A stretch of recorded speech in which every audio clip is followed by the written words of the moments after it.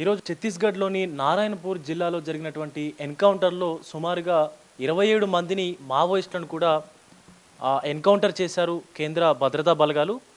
So దీంట్లో ముఖ్యంగా చెప్పాలంటే కేంద్ర ప్రధాన కార్యదర్శి హోదా ఉన్నటువంటి వ్యక్తి కూడా మరణించడం జరిగింది. అంటే ఈ ఎన్కౌంటర్లో తను చనిపోవడం జరిగింది. సో ప్రస్తుతం మనతో పాటు ప్రొఫెసర్ హరగోపాల్ గారు ఉన్నారు. సో వారితో మాట్లాడు. ఒక అగ్రనేతను చంపడం కానీ అగ్రనేతను ఎలిమినేట్ చేయడం అంటే ఇవాళ టెక్నాలజీ విపరీతంగా పెరిగింది. మనం ఇజ్రాయిల్ హమాస్ను ఎదుర్కొన్న పద్ధతి కానీ హెజ్బుల్లాను ఎదుర్కొన్న పద్ధతి, ఆ ఇజ్రాయిలీ టెక్నాలజీ కూడా మన దగ్గరికి వచ్చింది. కనుక మనిషి ఎక్కడ కూర్చొని ఎక్కడ మాట్లాడుతుందో తెలుసుకునేటువంటి పరిస్థితి వచ్చింది. బహుశా ఈ ఆదివాసీ ఉద్యమాలకి తర్వాత లేదా ఉద్యమాలకు మద్దతు ఇస్తున్నటువంటి పార్టీలకి ఆ టెక్నాలజీని తట్టుకునేటువంటి శక్తి లేదు. కనుక చరిత్రలో ఒక టెక్నాలజికల్ అడ్వాన్స్మెంటు, ఒక డిటర్మిన్డ్ పార్టీ ఏమడ్డం వచ్చినా సరే రాజ్యాంగం పక్కకు పెట్టి చట్టబద్ధపాలను పెట్టి ఈ దేశంలో ఉండే వనరులని కార్పొరేట్కి అప్పచెప్పాలనేటువంటి ఏదైతే ఒక అంకిత భావంతో పనిచేస్తున్నారు కార్పొరేట్లకి, ఒక అంకిత భావంతో.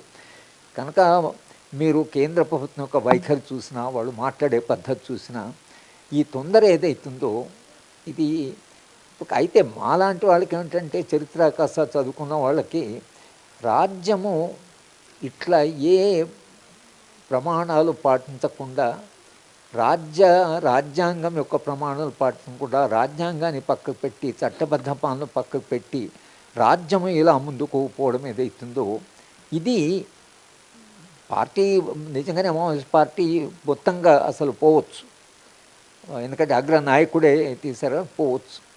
కానీ ఈ అలవాటు ఏదైతుందో అంటే రాజ్యాంగాన్ని గౌరవించకపోవడం అనే అలవాటు ఏదైతుందో అది దేశ ప్రజాస్వామ్యానికి, రాజ్యాంగానికి, రాజ్యాంగ ప్రమాణాలకి, రాజ్యాంగము వాగ్దానం చేసిన సమాజానికి, ఒక సమాజము, ఒక సంపద పంపిణీ సమాజం అనేటువంటి ఒక అభివృద్ధి నమూనా ఏదైతుందో రాజ్యాంగం మనకు వాగ్దానం చేసిన అభివృద్ధి నమూనా అయితే అవన్నీ కూడా ఇవాళ ప్రమాదంలో పడుతున్నాయి. కనుక సమాజం ఆలోచించవలసింది అంటే సరే ఈ ఉద్యమం పోయింది, ఈ ఉద్యమాన్ని వాళ్ళు అణిచివేశారు అనుకుందాం. కానీ ఈ దేశాన్ని ఎటువైపు తీసుకుపోతున్నట్లు, ఈ దేశము భవిష్యత్తులో ఎలాంటి సమాజాన్ని నిర్మించాలనుకుంటున్నారు, రాజ్యాంగం చెప్పిన సమాజం ఏంటి, మనం ఎలాంటి సమాజం నిర్మించాలి. సంపద పెరిగింది అనుకోండి, అమెరికాలో కూడా చాలా సంపద పెరిగింది, అది బోల్డ్ అన్ని సమస్యలు ఉన్నాయి అమెరికాకి.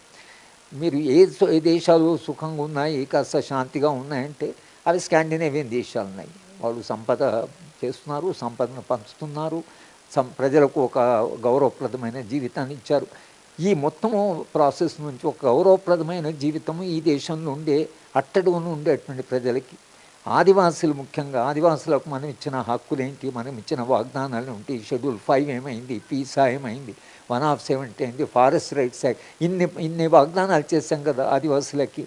మరి ఆదివాసులకు మనం చేసిన వాగ్దానాలు ఏవైతున్నాయో అవి ఏమైనట్లు, ఆదివాసుల యొక్క భవిష్యత్తు ఏమిటి, రేపు మీరు ఖనిజాలను తవ్వుతున్నప్పుడు వాళ్ళందరూ ఒకవేళ నిర్వాసితులు అవుతే వాళ్ళ భవిష్యత్తు ఏమిటి అనేటువంటి కొత్త సమస్యలు వస్తాయి. ఈ అభివృద్ధి నమూనా నుంచి చాలా కొత్త సమస్యలు వస్తాయి. ఇది పరిస్థితి. కేంద్ర ప్రభుత్వం అక్కడ ఉన్నటువంటి ఛత్తీస్గఢ్లో ఉన్నటువంటి ఆ ఖనిజాలను తవ్వి కార్పొరేట్ సంస్థలకు అప్పగించడానికే ఇంత తొందరగా కూడా ఆ మావోయిస్టు నేతలని, మావోయిస్టు పార్టీని కూడా పూర్తిగా నిర్మూలించాలి అనేటువంటి ఆ కంకణం కట్టుకుంది. అలాగే ఆపరేషన్ కగర్ పేరుతోని వాళ్ళందరినీ కూడా ఎన్కౌంటర్ చేస్తూ ఉంది. మార్చి 31, 2026 వరకల్లా మొత్తం దేశంలో ఈ నక్సలిజం లేకుండా చేస్తామని చెప్పి అటు central home minister Amit Shah గారు కూడా చెప్తా ఉన్నారు. నరేంద్ర మోడీ ప్రభుత్వం దీనికి కంకణం కట్టుకొని ఆపరేషన్స్ అన్ని కూడా చేస్తూ ఉంది అని కూడా చెప్తున్నటువంటి పరిస్థితి అయితే కనిపిస్తూ ఉంది. కెమెరామెన్ సురేష్తో విజయ్, బిగ్ టీవీ, హైదరాబాద్ నుంచి.